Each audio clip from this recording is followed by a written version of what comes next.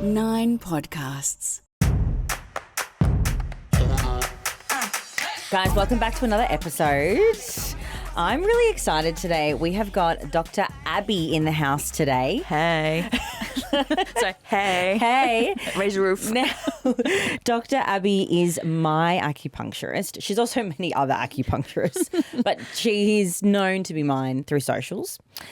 She's the founder of Zhong Centre, which is located in St Kilda, Melbourne. And she is described as an award-winning cosmetic acupuncturist, educator with a background of traditional Chinese medicine and naturopathy.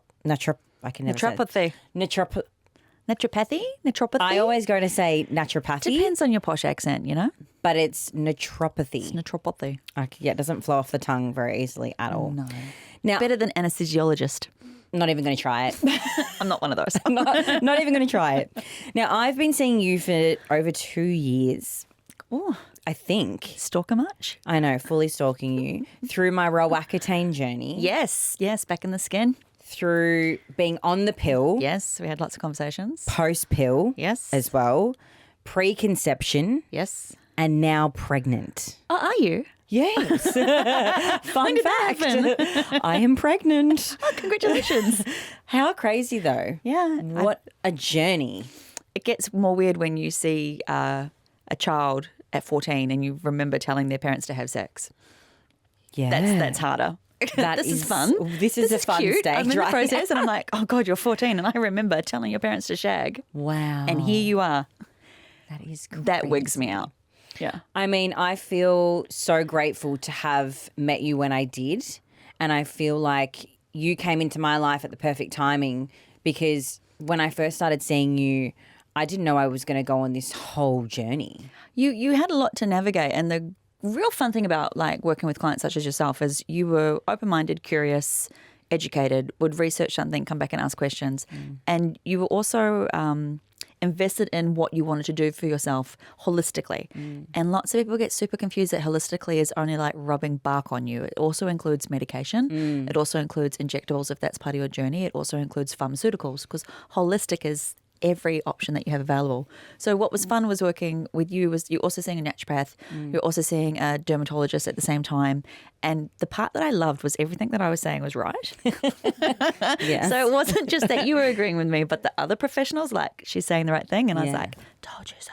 Yeah. So it's nice that I'm part of the village. I think that's really important when people look at healthcare or their journeys, that you can't just have one guru. For sure. No, you need to have a bit of a team. You need to have a team, and I like working collaborative that way. I think it's important that you have more than one person at the head of everything going on with you. Yeah. Because we all have different facets of looking at things. And so at Zhong Centre, like not one client is owned by one practitioner. You can see anyone because I might have a non-humaning day and I might miss something that could be pertinent to other things going on. For sure. So if you see one of the other practitioners, they might have a different lens to how I look at things. Yeah.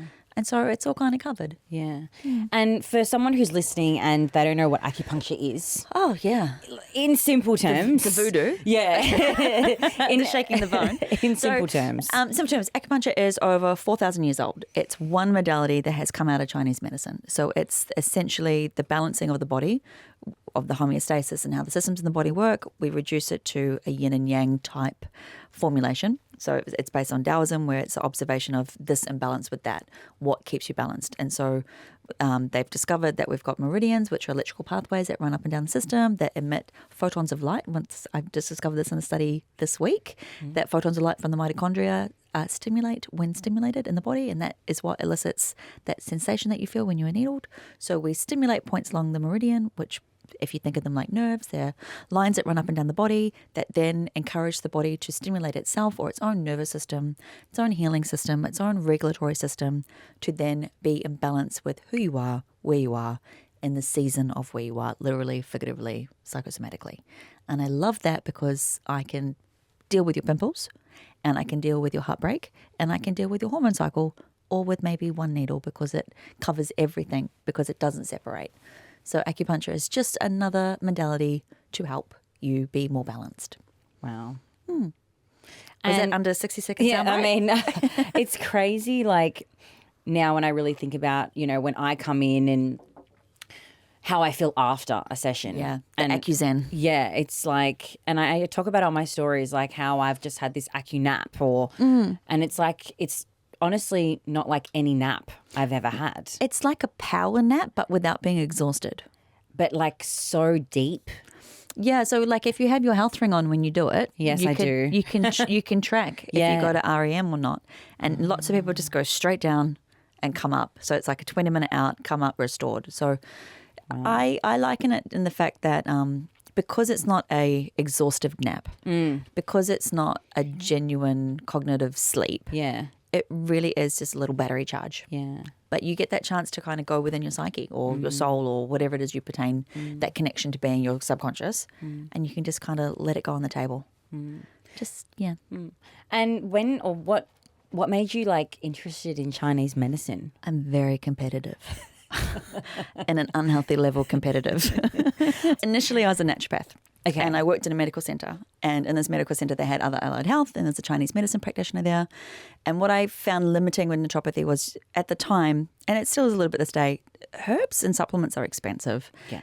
And you're spending like $500 or minimum $300 on these supplements that you're relying on the client to take, and they may not see a result for 3 to 4 weeks. And compliance is hard too. And some of them taste like, can I swear? Yeah. Shit. They taste awful, and they're in an ethanol. They're in an ethanol carrier, an alcohol carrier, or they've got bits of dirt in them.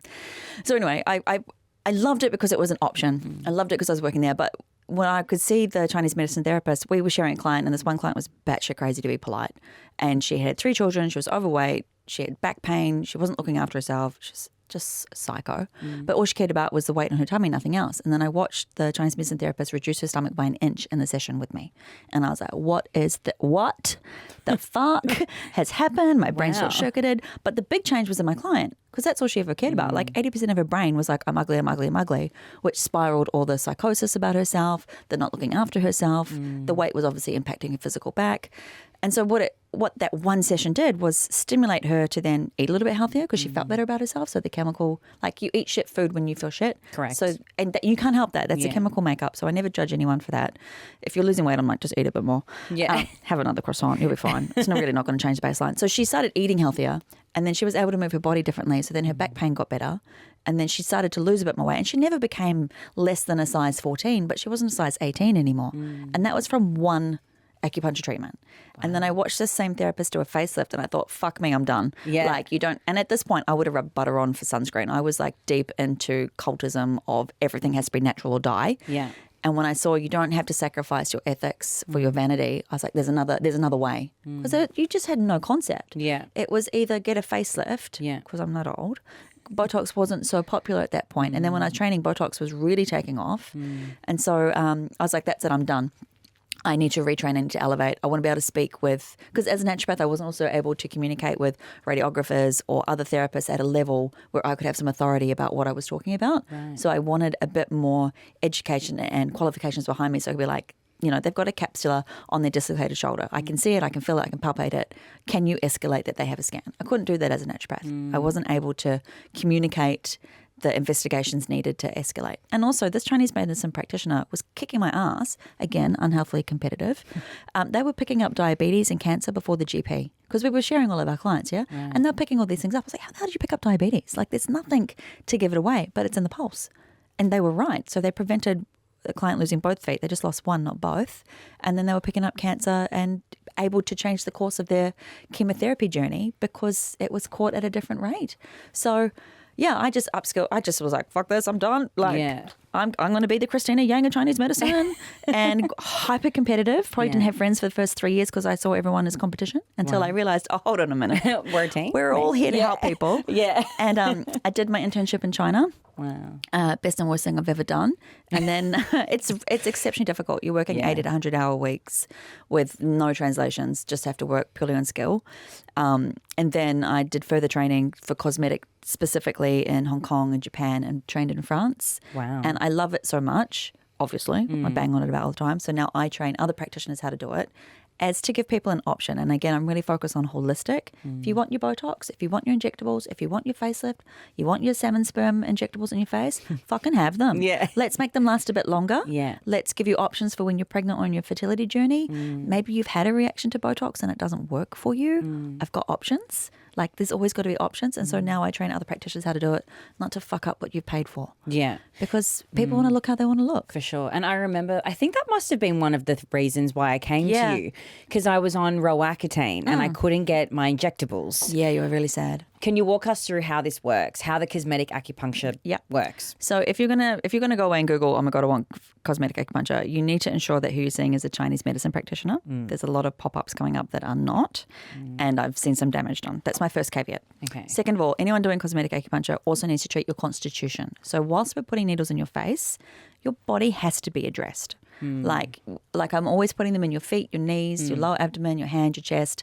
These are as important as the facial points, because you can gua sha your face and you can, stimulate your face. Like you can dermal roll your face, but that's not the same glow as being acupuncture in the face. So the points that we're doing in the body pertain to what's going on with your hormones, the way that your estrogen is produced, the way that collagen is stimulated, whether or not there's a skin barrier impairment, which comes from your digestion or might come from an immune condition. Because lots of people have different types of skin conditions. You might not have acne, but you might have dryness, a bit of dermatitis. You might have a cyst here and there that you can't figure out. You might always have blackheads on your chin and think, what is going on? And all of this in Chinese medicine, once we've done the facial diagnosis or the pulse, comes down to what's going on in your constitution and in your system. So when we're doing the cosmetic acupuncture, I'm like, okay, you tended to have a lot going on around your jawline and your high cheekbones. Yeah.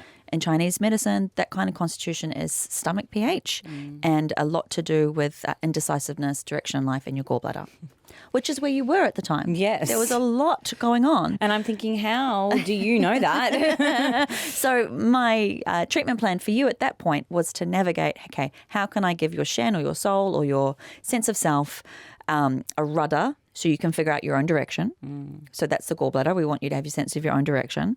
And then when I'm looking at the stomach heat that was coming out where your cysts were, I was like, okay, my naturopathy brain was kicking off. But then my Chinese brain was like, we'll look at it as heat. She's not digesting.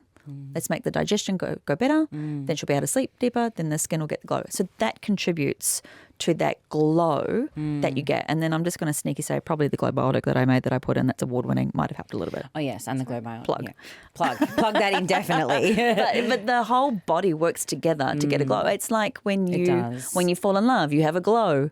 It's not just your face that's in love. All of you is in love. And so the body elicits chemicals and hormones and pheromones. And when you have an acunap or you have acupuncture, your body then responds and you elicit well-being.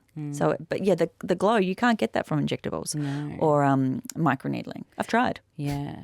And how does it differ from because you're obviously putting it into certain area. Yeah. No. So the logistics of it and the mechanics of it, there's threefold of what we're doing. One is we're encouraging muscle memory, muscle tightness. So I'll rudimentally explain it from if someone gets their forehead Botoxed frequently. If you try to separate your eyebrows and frown like your corrugator there, you'll notice that above your eyebrows works harder. So when that's all Botoxed, your corrugator works harder. When your corrugator is Botoxed, your frontalis and your eyebrows work harder.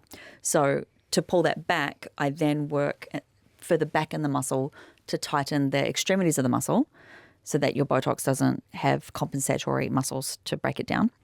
If you don't have Botox, then you just get a really tight forehead. So part of it is muscle memory. We want that muscle tightness like a face gym. Secondary, it's local stimulation to chi, local stimulation to blood, local stimulation to your lymphatics. And then in the face, there are already 200 points that are designed for constitution. So then I'm using acupuncture points designed for what's going on with your body, not just your muscles and the skin. So for example, the one between your eyes, yin tang, that's a really great point for relaxation. It's a great point if you have nightmares. It's a great point if you get migraines or headaches. It's a great point if you're just confused or overwhelmed. Who doesn't have that? So, we're using points in the face for that. We've got other points in the face for trauma. So a lot of clients that come and see me specifically might have had a neurological issue. So they might have had surgery on their brain. And sometimes that cuts through nerves in the face. So we then treat points in the face for trauma, not just where they were cut, or if they've had cancer taken out of their face, or you might have had an accident and had to have some plastic surgery, but some of it doesn't respond.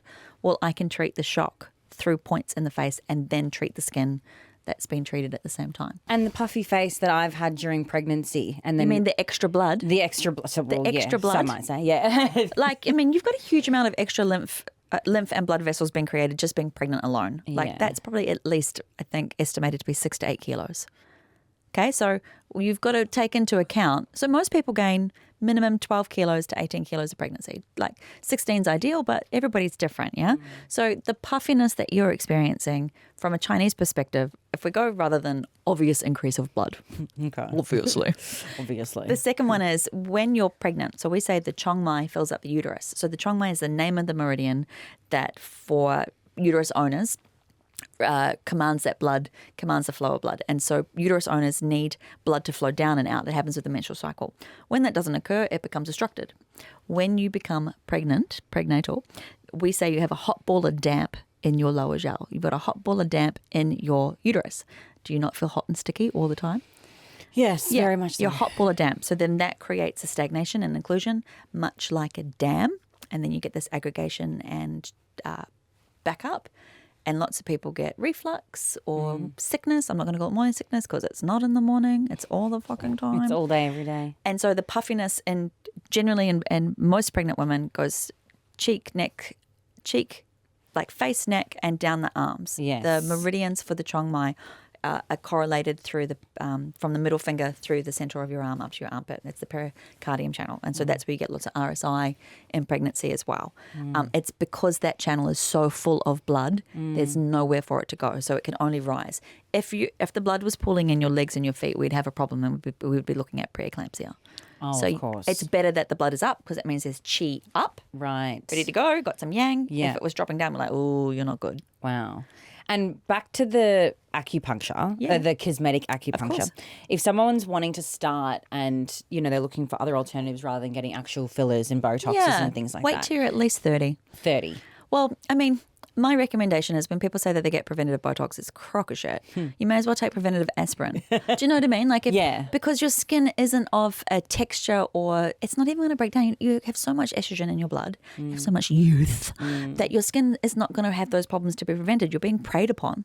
So you may as well wait till you're at least 28, Yeah. 25, 28. You don't even have dynamic line. Like you've only got dynamic. There's nothing ingrained. And then have your injectables because you've got a whole lifetime to look Yeah. after it. Have great skincare, have great sun care. And yeah. But if someone was looking to get into it, I would recommend that they research that the person is a registered Chinese medicine therapist first or a registered acupuncturist. If it's called dry needling, run a mile away. Run. dry needling of the face. Dry needle. There's just been too many. There's been too many injuries, especially this year, that I'm back on my bandwagon of like dry needling's on a weekend. We've done 2,000 supervised hours. Wow. There's a huge difference. Yeah. So you want to research that they're a registered acupuncturist. Yep. In Australia, that's with APRA, the Australian Health Registered Practitioner Association. Yep. Make sure they're on there. And then, or make sure that I've trained them. That would be my other plug. Or just come and see you. You could totally come and see me. You could totally come see me or see someone I've trained because not everyone can come to Melbourne. Yeah. And then you want to make sure that they also treat your body. That's really important. Like, and what I like about treating fertility or treating someone trying to conceive or having menstrual issues is it's so boring to talk about your period month by month, especially if you're devastated that you got your period. Let's just focus on your face. Yeah. Leave me to worry about the problems. The rest, And you can just be yeah. like, look at the glow. You look at the glow. Look at the glow. So, yeah, my suggestion is make sure that they're registered, make sure that they're able to tell you a bit of a rough treatment plan of what you're Yeah. looking at.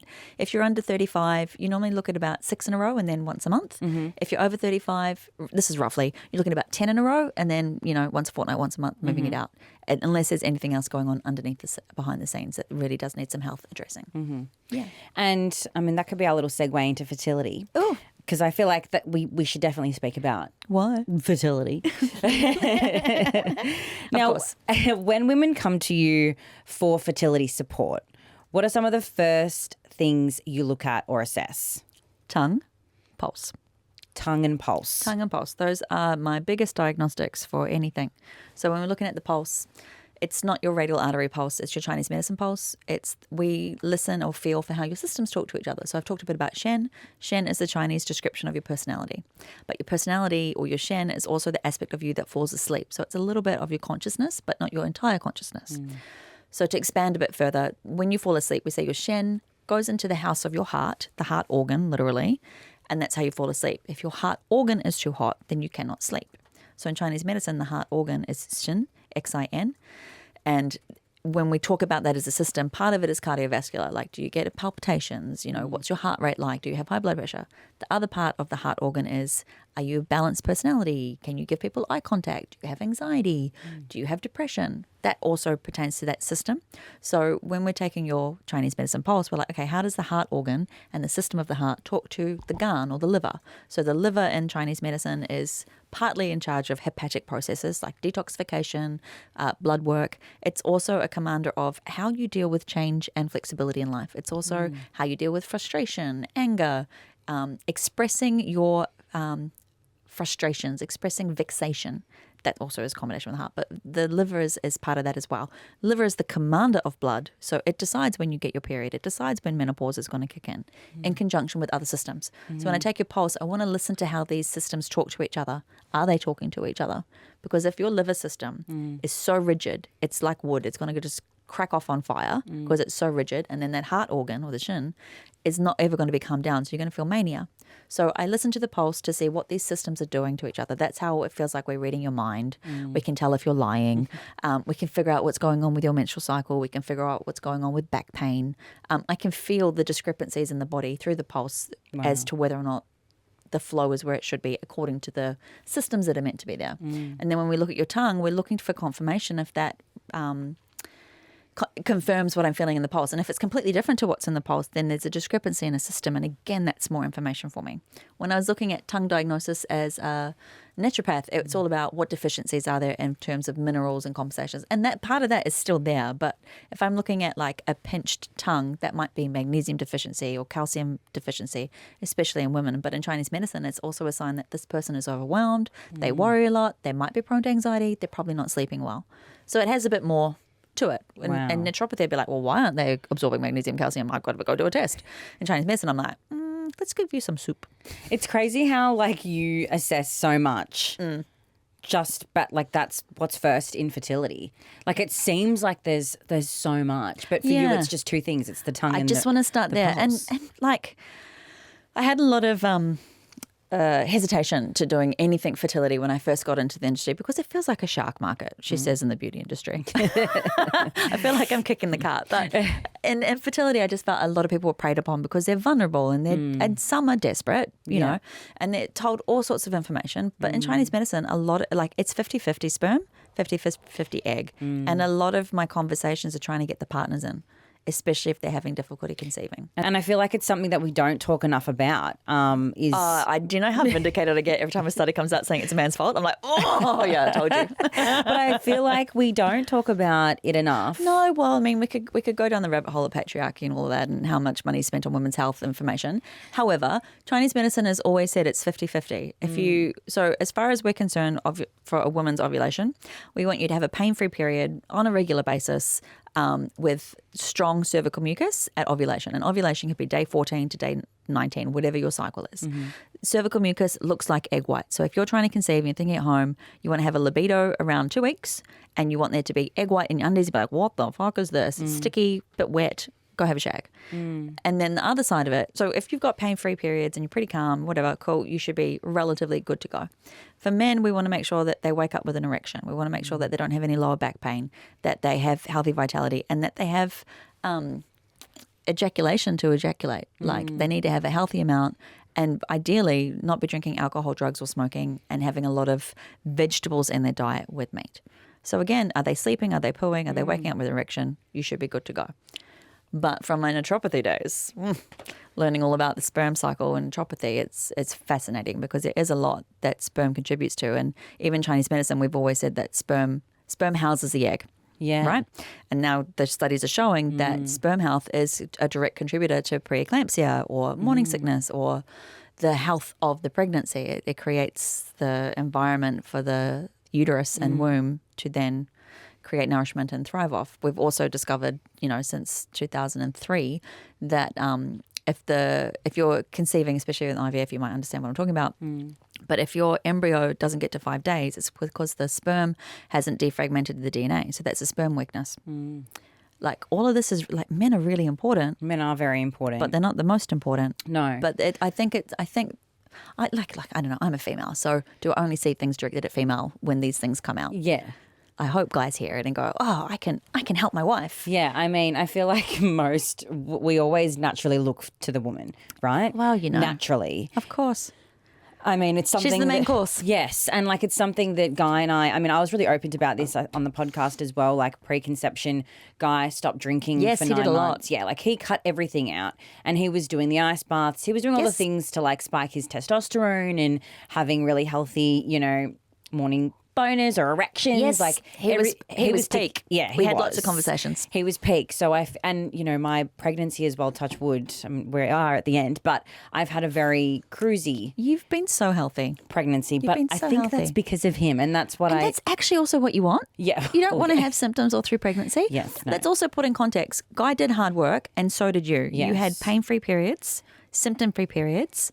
You had addressed your gut health. You'd addressed your mental health. You'd addressed any stress in your life. And then you were ready to welcome one. So it wasn't just, we did a detox and this is what happened. Yeah. You actually detoxed everything in your life on all levels. It was quite a huge transformation for you. yeah. You changed your business. Do you know, like you Yeah. made your life available for this next chapter. And so did Guy. Guy changed a lot of things for you too. He did. Yeah. Yeah. And that's what the whole point is. Yeah. That's Anyway. very true. Anyway. Now, if a couple is trying to conceive, how important is it that So that they have sex? I mean, well, yeah, they need to be having sex as well. But would you say, like, if, it's not happening, would you say treatment for both is... Always. Yeah. Yeah, and it can be a bit difficult when maybe the guy doesn't agree with Chinese medicine. So I'm like, see that. Guy doesn't agree with it. I know, but you're lucky you got like straight out the gun because I was going to be like, I'm going to rock up to his house. I'm going to have my moxer in one hand.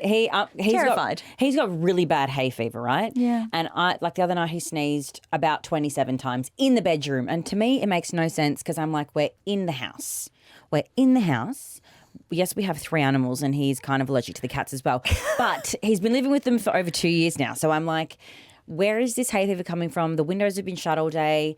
Like, just go see Abby. He's like, nah, I don't need to fucking put needles in my face. And I'm like, really? Joke's on him. I wouldn't Really? put them in his face. And I was like, well, Joke's I on don't him. have hay fever. He doesn't even know. But I'm like, Oh, I know. And the other thing that I find is so cute is it's not just acupuncture. We can Yeah. do cupping, scraping, heat treatment, bloodletting. There's so much else that we can do, or just herbs. Like calm down, take a tablet. I call them white people tablets because white people tend to be precious. And being a white person myself, I'm allowed to say this. It's not cultural appropriation. We're all delicate, and so it's just in a capsule. You're not even going to taste it. But I forgot the original question before we started just ragging on we're Guy talking being about hay scared. fever and Guy not really being open to it. And So if I'm trying to get the partner in, yes. to help them and they won't, well, we've got herbs that we can send home through a rudimental, or I might do a phone consult to understand what's going on and we can do some dietary changes. But if nothing's happening by 6 months, and depending on the age, then I'm going to be like, you need to decide how you want to go about this. But maybe if they're too scared to come in, we get a sperm test and then I can educate them. Like, this can change this way. Like your motility can come up, or your virility. So if they've got tails or not. The fragmentation can come up, how much they have. A lot of men don't have a lot of sperm. They're dehydrated, especially in the cocaine world. They're all got dehydrated, dried out sperm. Powder. Powder. So you can see that in the sperm test. You can see exactly what they've been taking, or how much alcohol, or if they've been secretly smoking. Like it's there's nowhere to hide. So we work through the steps that way. There's so much you can do for female, but she's only 50% of the equation. And if you're Fully. bringing 10%, that's not enough to get pregnant. So yeah, I mean I harp on about a lot, but I'm quite lucky. Well, not lucky. I'm very clear in my communication when I'm taking clients on. If you want to get pregnant, fine, you can throw all your money at me just to do you. Whatever, give me a direct deposit. I don't give a fuck. Yeah. But I'm only going to work as hard as you work. If you want this to work, It's you have to have both of you in the both, yeah. picture. And if you're both not in the picture, then maybe you need to have some relationship work yeah. and come back to it. And do you find with some of your patients that like their menstrual cycle is a really big indicator as well on how they may conceive? For example, I'm just trying to think of I'll give you a good story because I've got a really, like, Chinese medicine, not just myself, but Chinese medicine has a really high fertility rate. Like, I'm batting 96% success at this point. There's only a few that I haven't been able to, but they've been able to with IVF, or they really weren't meant to have children and they were in their 50s. Like, it was quite extreme cases. So, but Chinese medicine is fantastic, and a whole year of acupuncture is still cheaper than IVF, for context. Yeah. Like, oh, it's so expensive. It's cheaper than IVF. Give it a year. That can't hurt. You'll improve. So, for example, I had a client that had adenomyosis, endometriosis, underactive thyroid. Wow. Okay, like that's a lot to fucking deal with. Yeah. We ended up getting a laparoscopy for her endometriosis. It was severe. We'd worked with it for 5 years. And then on top of that, they wanted to radiate her thyroid. And I was like, if that's the best course of action, I'm actually not qualified to tell you what to do. Instead, they ended up getting it removed, which worked for their health. And then they conceived within 3 months. Wow. And currently at 12 weeks. Wow. So, yes, your menstrual can be an indicator, but it doesn't mean that it's the end of a sentence. And I want to be really, really clear because I think this isn't said enough. Polycystic ovary syndrome, polys, get pregnant. You ovulate. You just don't know when. Okay. And normally we can figure that out. We can take your body temperature stuff. Please don't think that you can't get pregnant because you actually can. Wow. You want to make sure it's when you want to. That was one of the questions actually from the followers. She had said, I have PCOS. Yeah. Does this mean that I can't get pregnant? No, you're ovulating. To get pregnant, you need an ovum. And if you're having difficulty, you just need to figure out when you're ovulating. So I always recommend a health ring because it's easier to take your temperature than the stress of waking up. Because I'm all about what can I do to reduce your mental load. You might see a different practitioner that wants you to take your temperature under your tongue or in your ear every morning when you wake up. I find if I'm dealing with a type A or someone anxious or someone obsessed with getting pregnant, that's another load for them to freak out about. So I'm like, just get a health ring or a watch that takes your temperature and we can show you the spikes to work out when you're ovulating. I don't trust the ovulation sticks. They're not accurate enough for my liking as opposed to temperature. So if you've got poly and you think, oh, I'm never going to have children, you just need to work out when you're ovulating. And then I would suggest work with a Chinese medicine therapist to regulate your cycles to your regulation. So we've got lots of poly clients that maybe have a 40-day cycle, but that's their cycle. Not everyone has to have this perfect 28-day cycle. Yeah. It doesn't really work that way. No. So, yeah, there's always options. And I can definitely vouch for the you can see it. Ring. Like when I got the ring when I got off the pill. Yes. And that's when I wanted to learn about my cycle because I had zero idea. I didn't even know anything about anything, any phase or symptom or nothing. And when I got the ring and it started tracking my temperature, I mean, this is how I learnt about falling pregnant even. Yes. And when cervical mucus was happening. Yeah. And then you're like, my period's coming. The ring is honestly a full game changer. Well, I mean, and you can check it once a week. Yeah. You know, and you can get really cheap brands. I mean, this Yes. one's like totally overpriced and excessive and I got it 2 years ago and I won't be buying it again. I got one of the cheaper ones. Yeah, the cheaper one. I'm very careful not to say the brand. I didn't get one of the Temu ones. Yeah. Because they don't do temperature. Oh. The key is you need temperature. So do you want to share where yours is from? No. Okay. Well, I've got the Aura and they're very overpriced. Well, I got Ultra Human. Oh, I've heard of Ultra Human. Ultra Human is great until it's not great. Okay. So I think it's 500 and I've gone through 4 rings in 1 year, but they replace them really, really quick. And then at the end of 1 year, I was like, the replacement didn't last more than a week. Like, sort me out. And they're like, oh, no, you've reached the warranty. I was like, can't be warranted. This one ring maxed out at a week. So I haven't found a happy medium. I don't want to pay a subscription. Yes, that's my baseline. It's a yearly fee, I believe. Once you buy the Aura ring, then you have a yearly fee. Yeah, and you pay it once off. The other thing I liked about Ultra Human is my data isn't anywhere else. They're not, and because it's an Indian company, it's not associated with all these other things. And I just got paranoid. No, fully. My data is bloody everywhere because of the ring. But the good thing is now I've got 4 rings, and when one cuts out, I just reset another one, and I've been able to keep it going a bit longer. Okay. But they are expensive. Yes, they are. But it's cheaper. For me, I'm like, okay, I pay a lawyer when I have issues so I can sleep. Yep. I will pay for a health ring so I don't have to do the mental load of remembering to take my basal body temperature after I've had 4 hours of sleep.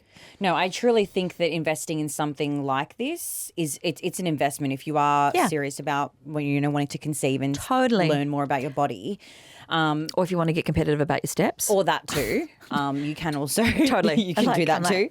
Another 1,000. We worked together before I conceived and I think the listeners definitely want to know, how does acupuncture help leading up to conceive? Well, it can definitely hormones with and- hormones. yeah. So first and foremost, it can help with the libido. That's nice. You know, wanting to have sex is a big plus. So why don't I work backwards? When we're dealing with anything menstrual or anything period, okay? Chinese medicine has a rule of thumb saying 3 moons. Takes 3 moons to repair a period or repair a cycle. And what that means is regular treatment, so ideally weekly, with herbs and or life changes to ensure that your period is symptom-free. So if anyone's wanting to conceive and their periods aren't symptom-free, I say caveat, 3 months before I let you start trying. Let's just really make sure that you've got eggs coming out the gun that is strong. And it takes 3 months for sperm to come from a cell to a sperm. So it's 3 months to detox sperm anyway. So something you've had 3 months ago is still going to be in your system. So if they're drinking or partying and you want to have babies, you're going to have to stop partying for 3 months so that you've got healthy sperm and not detoxing sperm. So that's the first caveat. Okay. The second caveat is, I think you'll remember, I didn't really say stop drinking. I didn't really say, but any other practitioner out there is going to be like, what is she talking about? You have to stop everything. I go moderation. So I'm like, a little bit of alcohol before your menstruation is actually going to help if you have PMS symptoms or you're a bit of a liver chi stagnation client. I incorporate eating a lot more red meat. It's really important. It's that you have a huge amount of iron, and you need to, Chinese medicine, we talk about dietetics. You need blood to make blood.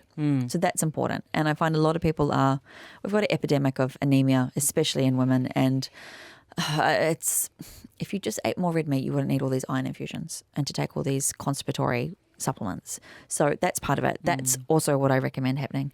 And then weekly, we're resetting your nervous system. We're manipulating people want to hear the esoterics of it, yeah? They want to hear the woo-woo or the Chinese medicine part of it. So can I use you as an example if I'm going to talk constitution? Yeah. So when we were dealing with your period, you were a little bit liver chi stagnation, which meant you were a little bit fixated on some control.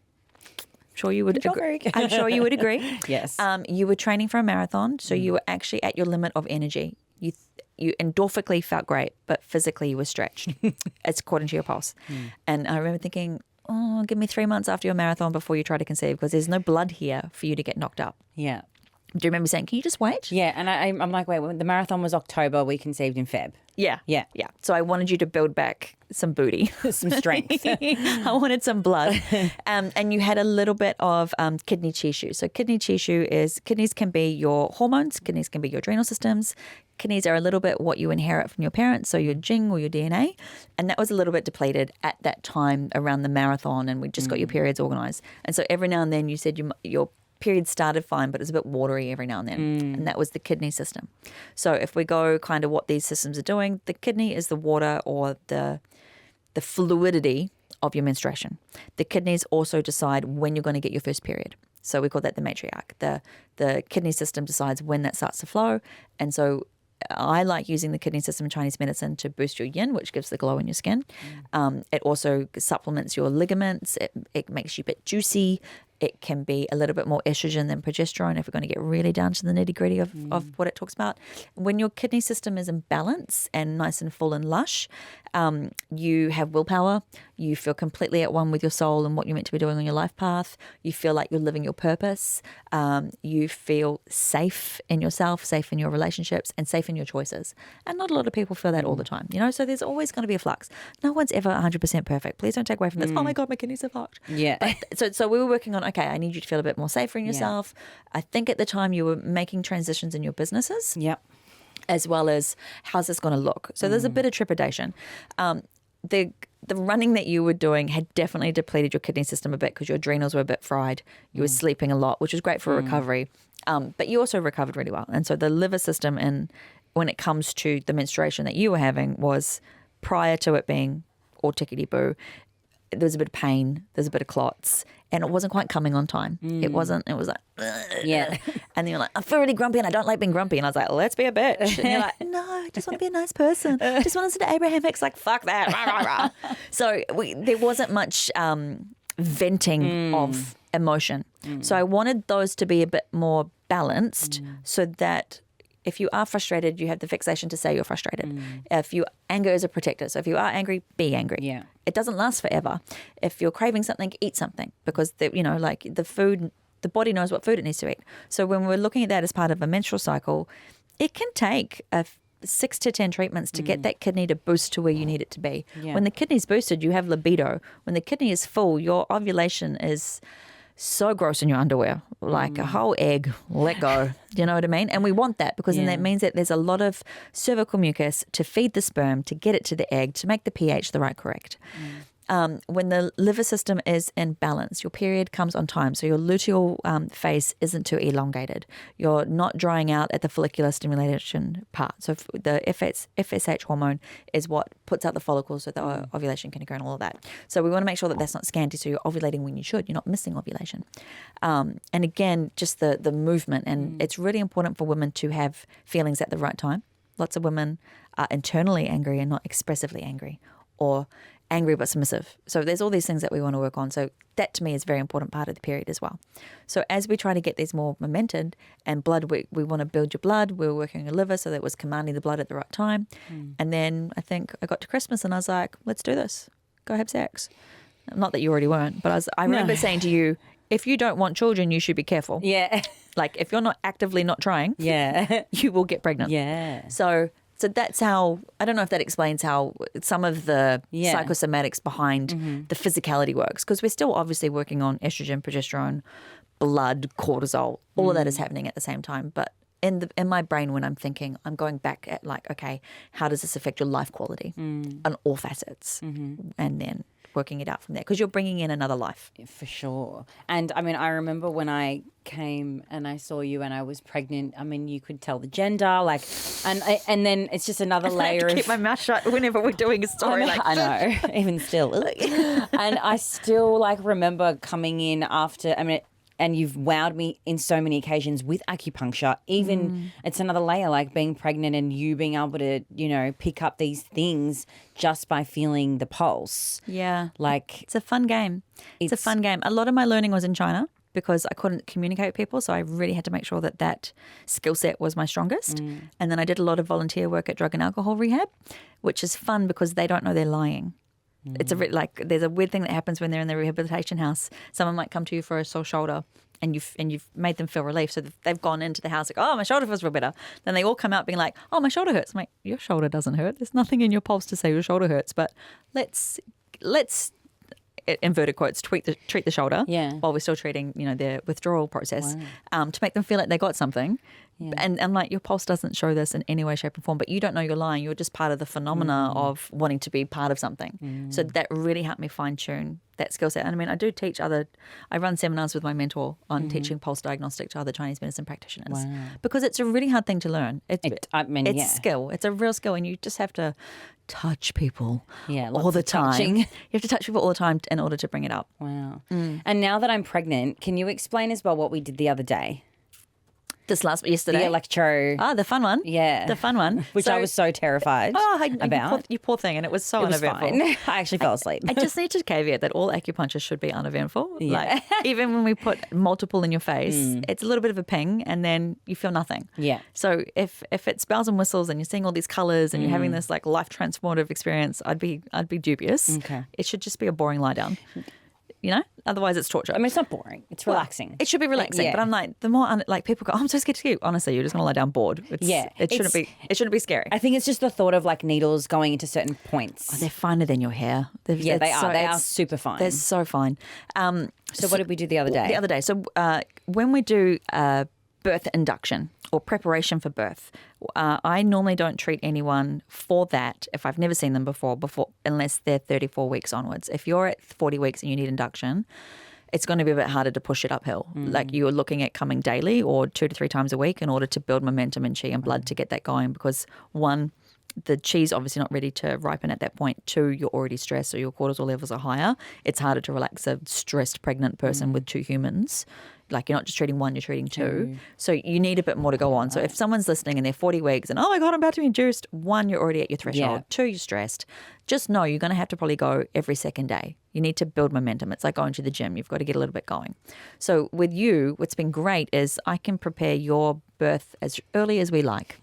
Right? So it doesn't matter how many weeks you are. I've already been prepping your cervix. We've already been prepping the baby. We've already been prepping your body. We've had a lot about mental health chats about what's going to be happening. So the treatment that we did that I love to do is the kidney points. Those are lots of kidney points in Chinese medicine. So that's your jing, that's your vitality. The other thing is it's part of it's on the tailbone. Again, which is why you need to see a registered practitioner, because these points are highly dangerous if done the wrong way. Like you can do a lot of nerve damage. Wow. You can potentially have unwanted side effects.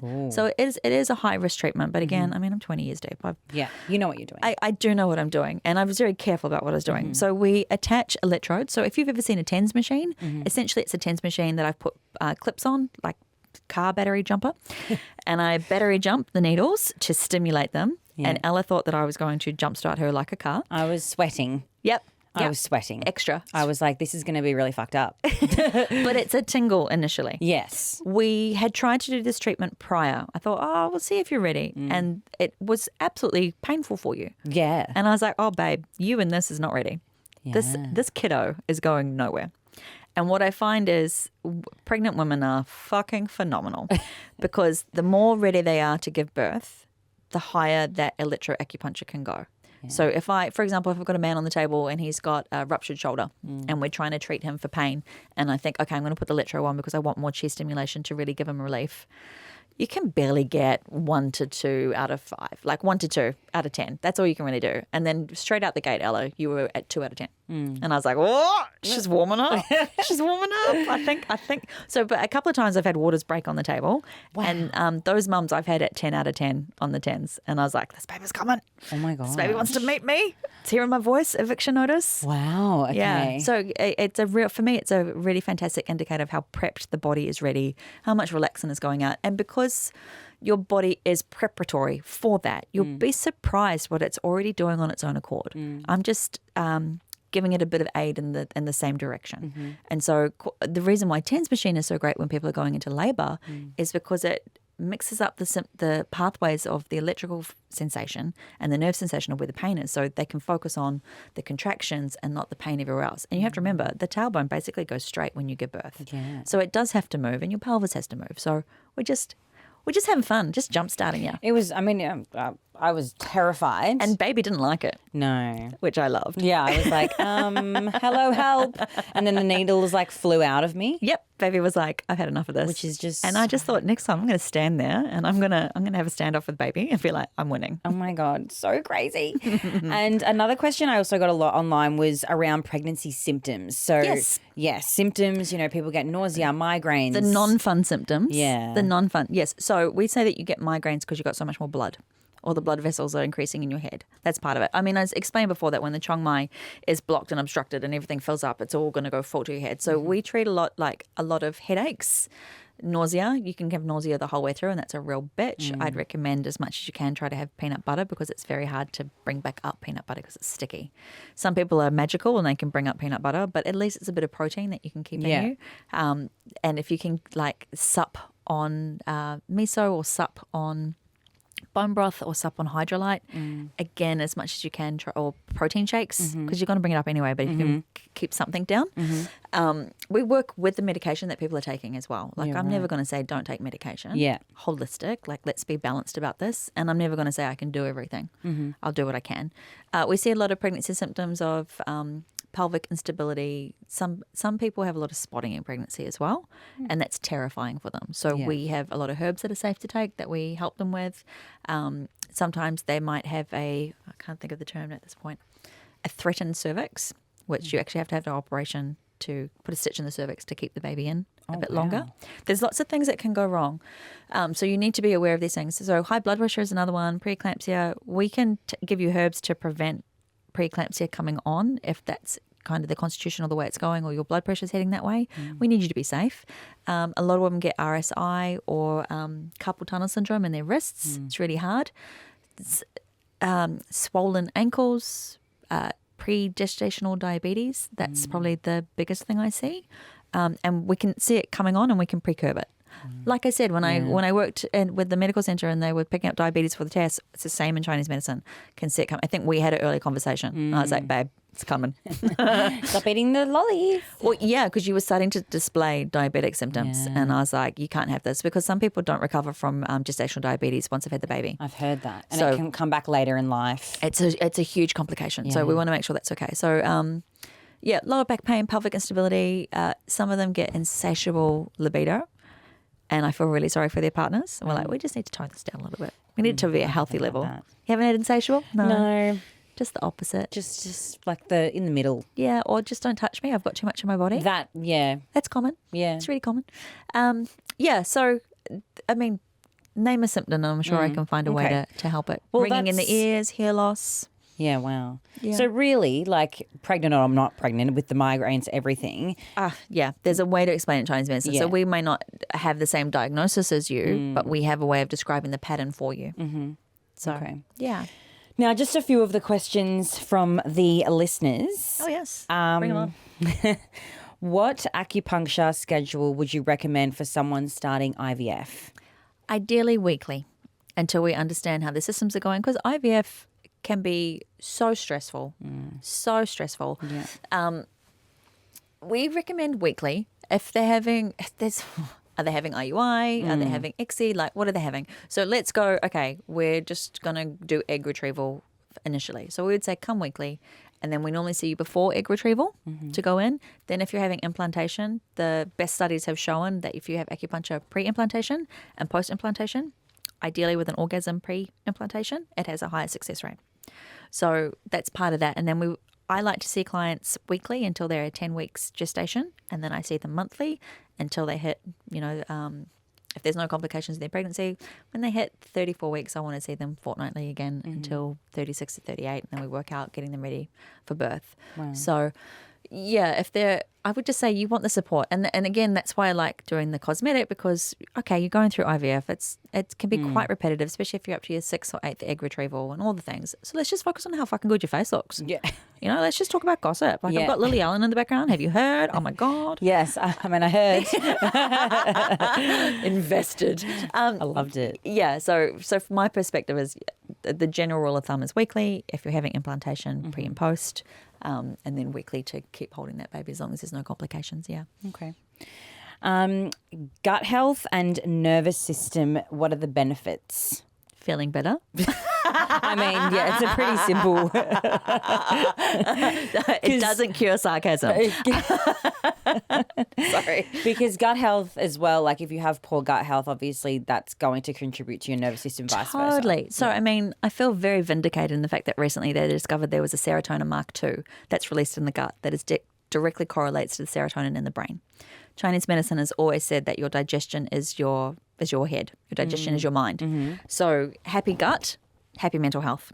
So with gut health, I mean, I'm seeing at the moment, especially because I do a lot of skin stuff and the naturopathy ME does all the specific testings of, we do stool testing or blood testing to find out if there's Helicobacter, if there's H. pylori, if there's staph, strep, E. coli, all of these things contribute to your skin. But if you have H. pylori, you've got really shit mental health. It can be quite dangerous. And you can do, a 6-month naturopath protocol, or you can take the bomb of antibiotics and then rebuild that way. So we do a lot of building through herbs and what have you. And I mean, everybody tends to have bloating and don't realize that they have bloating. Are you pooing once or at least twice a day? Are you exhausted after eating? Do you have to have a nap after dinner? Do you go all day and realize you haven't eaten? All of that is gut health. So that definitely needs a lot of addressing, because I just had a conversation with someone yesterday trying to lose weight. They're starving themselves and they're overweight. Women need to eat to lose weight. You can't just stop eating and think that you'll waste away and be small. You need to, eating protein is a full-time job. Yeah. So there's that. When we're talking, so gut health, I'd want to see them weekly or fortnightly for about 3 to 6 months. You start to see results. Once you start to see results, we push you out further. We don't need to see you as frequently. We change your diet. We take you off ice, acai bowls. If you're in Melbourne, fucking coconut water does my head in. You need to eat what's in the season. And too much ice. If you think about ice is contractory, yeah? It's not the temperature of your blood. So if you have something cold, your vessels are going to contract. Your digestion is going to contract. You're not going to be able to absorb the nutrients out of that food. So we would much rather put you on warm foods, easily digestible foods, than put you on a protein shake full of frozen berries, ice, and, coconut water. Coconuts don't grow in Melbourne. Yeah. Okay, we're not tropical, so that much sugar and that much high. It's a sugar load. I mean, yes, it's a hydrolyte and all those things, but that much sugar you don't necessarily need in this environment. You're not sweating it at that level. You're better off having salt. Salt can help replenish your numbers. So that's what I would recommend for gut health. I hope that explains it enough. But we do a lot in dietetics and Chinese medicine of incorporating what will work in this environment where you live in that season. If we're talking about nervous system regulation, that is a whole kettle of fish. Because are you neurospicy? And what are you hoping to achieve? Are you not neurospicy? And what does a settled nervous system look for you? Are you seeing a therapist? A lot of the time, I won't treat highly anxious people unless they are seeing a therapist at the same time. I'm not trained in the brain. I've got Chinese medicine psychology, but this is where you need the village, and I might be right, but I don't have the tools to tell you that I'm right. And people have to walk through that themselves. Yeah. So the reason I ask if you're neurospicy and what you're looking to achieve is I've got a few clients that are late diagnosed autistic or late diagnosed ADHD. Fantastic, great. We're working through what works for them, what doesn't work for them. Quite often, they don't respond to medication or supplements the way non-neurospicy people work. So, for example, I've got a client in her late 40s who's on HRT, and she's just not having a good time with it, with her neurospiciness. And until she saw me and I knew exactly what it was, she would faint from acupuncture. Oh. But I know what it is. Yeah. So if you're a practitioner listening to this and you've got someone who's told you they're neurospicy, put them on a 45-degree angle table. Like, make sure that their heart is higher than their belly button, like you would with a POTS client or someone with a heart issue, so that the yang doesn't deplete and that they've lost all momentum and gain from your treatment, because they don't respond the same way. So you want to make sure that if you're wanting nervous system regulation, Chinese medicine can't be your be-all, end-all. It can be really helpful, but it's not going to do everything. And what does that look like for you? Does it mean that you can sleep? Does it mean that you can poo? Does it mean that you feel calm? Nervous system regulation needs help outside of the treatment process as well. So I teach a lot of nervous vagal exercises like pulling on the ear, looking to the distance, colouring in. Are you looking to not be anxious, or are you just looking for someone else to take care of your problem? Just the way it was phrased, I was like, this person's highly anxious and I have to be careful how to answer it. So there's a lot to it. There is. Chinese medicine and mental health, fucking game changer. Crazy. Like, I love how, like I said, when I was being competitive Christina Yang and being a real fucking bitch to everyone I was studying with, I'm sure they will all tell you that I was.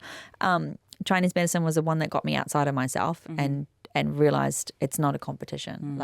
And we've got points around the head and the neck that I also incorporate with the cosmetic that we say release ghosts, which can also be your self-limiting beliefs. So we use those points as well to open up the mind, settle the heart, that you can then be less anxious, less, in my case, psychotic, and more balanced. So when someone says nervous system, I'm like, do you mean the mind?